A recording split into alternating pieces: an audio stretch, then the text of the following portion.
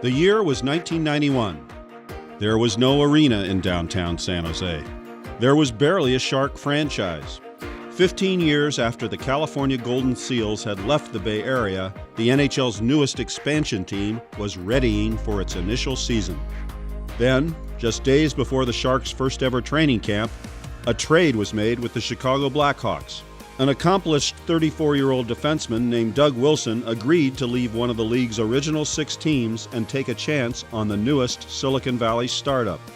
At the time, no one could have imagined that Wilson was opening the door to a 25-year relationship with the Sharks, first as a team captain and all-star, then in a front office role that would see him guide the franchise to its greatest successes. Here's Couture, shoots for the empty net and scores!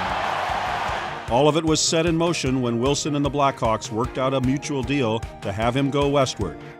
Wilson was intrigued to build something unique in a city hungry for a sports cornerstone. I think it was getting near the end of his career. He realized that. He's a smart guy. California's nice, good weather out here. But I think it was an opportunity to be part of a new franchise. I think Doug Wilson looks back at that as probably one of the best decisions he ever made. In Chicago, Wilson had been a Blackhawks stalwart, a 7-time All-Star who in 1982 won the Norris Trophy awarded to the NHL's top defenseman. His 39 goals that season remain the 4th most ever scored by an NHL player at his position. When San Jose acquired him, it sent a message to the league that the Sharks were serious about playing hockey the right way with a man who could serve as their center of gravity. Known more for his shot than anything is just a booming slap shot that was probably up in the 95 to 100 miles an hour. And smart hockey player, and a great passer, had great hands. Those first 2 Shark seasons, played at the Cow Palace in Daly City, were a challenge to say the least. The team won just 28 of its first 164 games. Wilson, however, fulfilled his role adeptly. He became the first Shark All-Star and established a professional tone on a roster filled with callow rookies and expansion draft veterans. The team was losing back then. They knew they weren't going to make the playoffs, so you got to come and have fun every day. Doug would still show up at the rink with that passion and a smile on his face.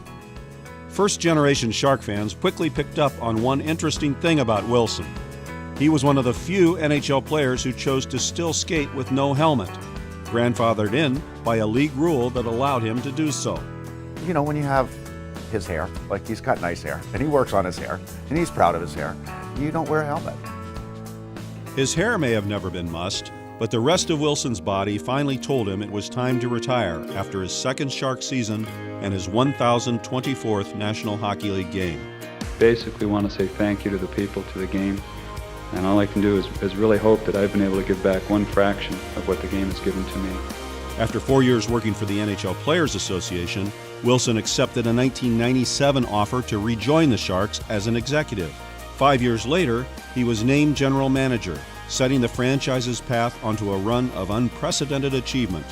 Doug had very definite leadership qualities and an extremely high hockey IQ. Over the next 14 seasons, the Sharks rolled out a string of division titles and won more playoff games than any team except the Detroit Red Wings. In 2005, Wilson rocked the league with a bold trade for Joe Thornton, who became the franchise's foundation player for the next decade. In 2009, the Sharks earned the President's Trophy for posting the league's best record. Wilson earned a reputation as a savvy dealmaker. He's got his ducks in a row, and he's looking at the bigger picture. He doesn't get impulsive. I think that's a big piece of it. He doesn't get emotional, and he wants to get the right deal for the player, but also for the organization. As the Sharks' most visible front office face, Wilson did as much as anyone to build a strong connection between the team and the South Bay community. The only thing missing in the relationship was a trip to the Stanley Cup Finals. But in the spring of 2016, after so many years of not quite getting over the hump, Wilson's team defeated St. Louis to win the Western Conference and bring the Bay Area its first taste of Lord Stanley's rare air. A hard-fought loss to the Pittsburgh Penguins failed to extinguish the good vibes created by Wilson's hard work.